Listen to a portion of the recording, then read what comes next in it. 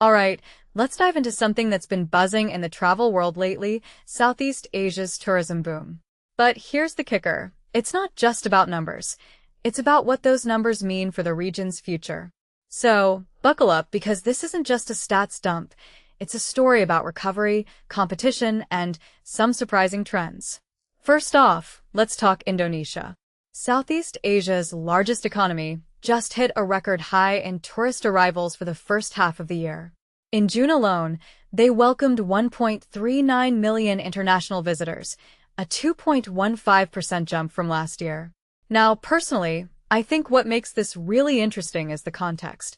We're still in a post-pandemic world, and while many countries are struggling to bounce back, Indonesia is not just recovering, it's thriving.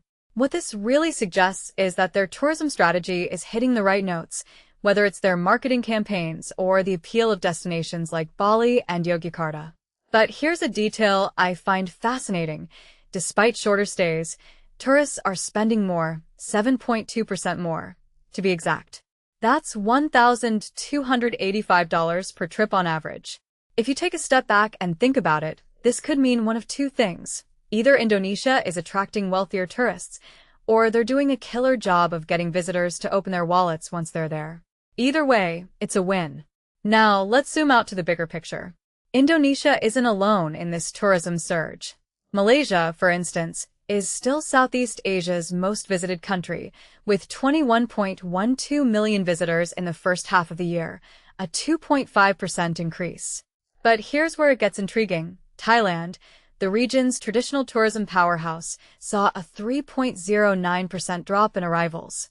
What many people don't realize is that Thailand's tourism industry has been grappling with challenges like over-tourism and political instability.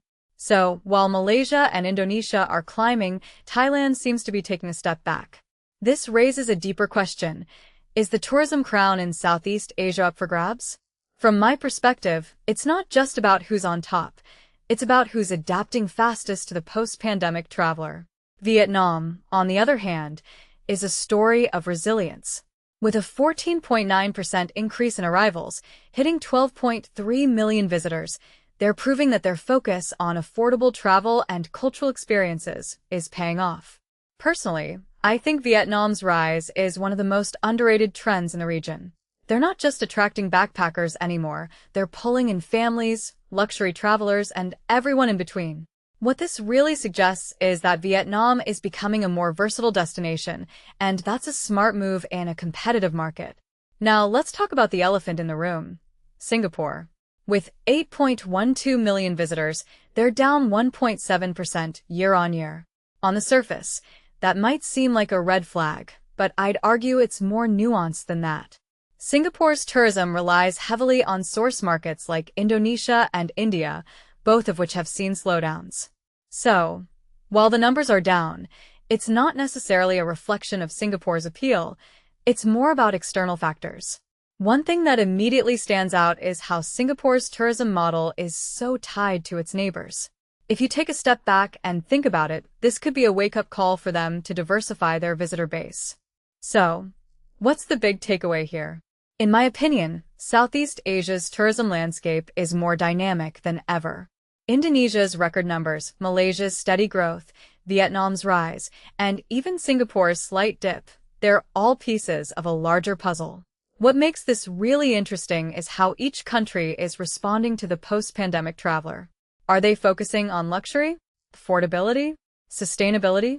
These choices will define who comes out on top in the long run. And honestly, that's what makes this such a fascinating time to watch the region. It's not just about who's winning now, it's about who's building for the future. So, here's my closing thought. If you're in the tourism industry or just a travel enthusiast, Southeast Asia is the place to watch. The competition is fierce, the strategies are evolving, and the stakes are higher than ever. What do you think? Which country do you see dominating the tourism game in the next decade? Let me know in the comments. I'd love to hear your take.